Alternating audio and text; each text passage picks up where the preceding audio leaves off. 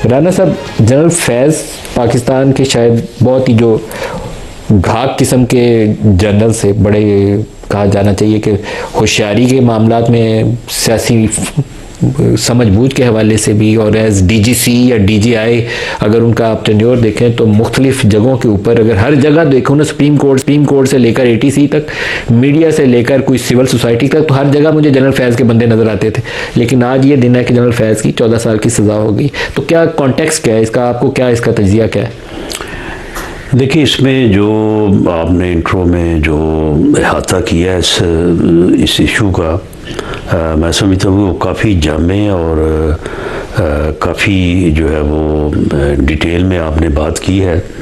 और सारी जो आपने जो कंक्लूजन ड्रा किए हैं, मैं उनसे इत्तेफाक करता हूँ। और इसमें मैं इजाफा इस तरह से करूँगा कि देखें, जो ये एजेंसी है या इंस्टीट्यूशन है ISI का, वो एक बड़ा मुनज़्ज़म अदारा है।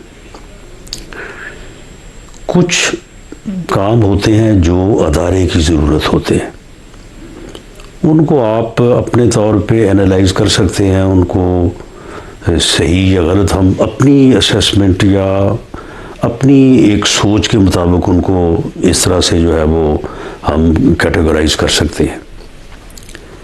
और एक है पर्सनल जो है वो यानी डिज़ायर और पर्सनल एजेंडा के ऊपर काम करना। ऐसे अदारों में कोई आदमी अगर अदारा जाती ज़रूरियात के मुताबिक जो भी एक्ट करता है, तो अदारा जो है वो जो है वो प्रोटेक्ट भी करता है, सेव करता है और अपने लोगों को तहफ़्फ़ुज़ देता है।